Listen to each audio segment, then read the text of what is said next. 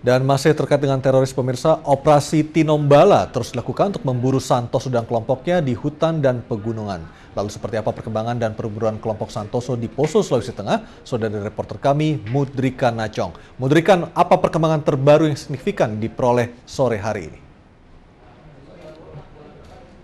Ya, terima kasih rekan Aryo Ardi dan pemirsa. Untuk pengejaran Santoso hingga saat ini masih dilakukan.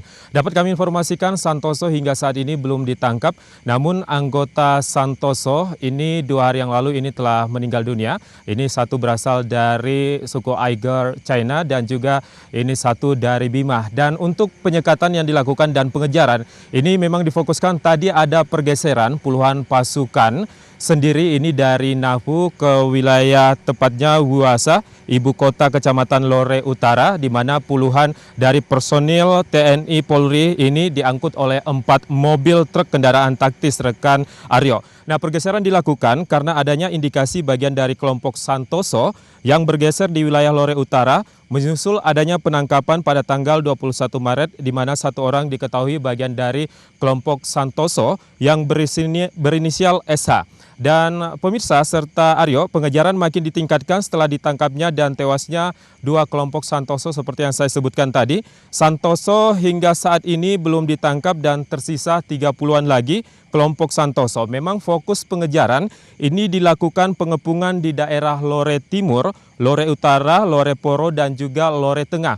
Pengepungan dilakukan ini di daerah Poso, terutama dari seluruh penjuru, kemudian untuk menyudutkan kelompok Santoso ini sendiri.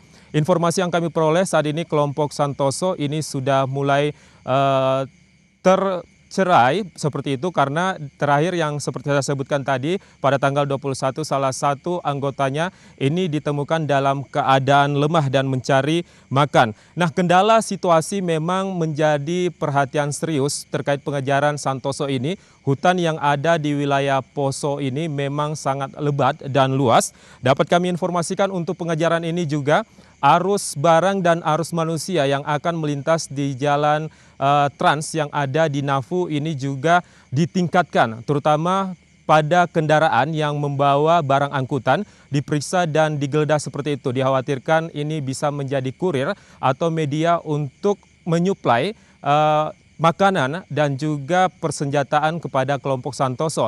Dan dapat kami informasikan Aryo juga, ini masyarakat yang akan berkebun ini juga dihimbau untuk tidak berkebun karena daerah yang saya sebutkan tadi ada 4 daerah ini menjadi fokus perhatian utama masyarakat juga yang akan berkebun ke tempatnya ini harus menyerahkan kartu identitas atau KTP. Nah, ini juga mengganggu kegiatan aktivitas dan berkebun dari masyarakat. Namun ini dilakukan untuk menjamin keamanan masyarakat dari kelompok ini sendiri. Dapat kami informasikan jalur Transnapu diawasi aparat dan ditutup dari pukul 5 sore hingga pukul 6 pagi atau sekitar 13 jam.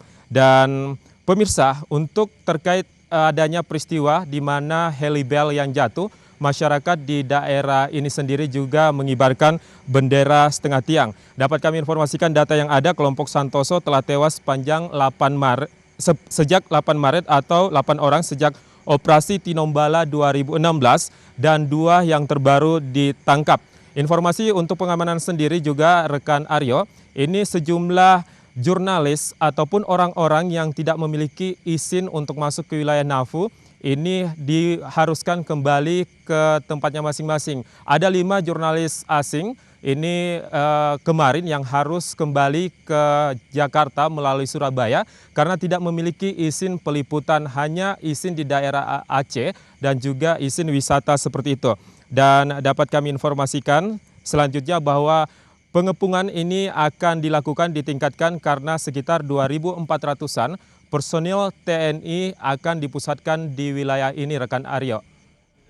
Baik, Mudrikan, dari 2 orang anggota kelompok Santoso yang ditangkap, apakah sudah ada informasi yang bisa digali aparat dari keduanya?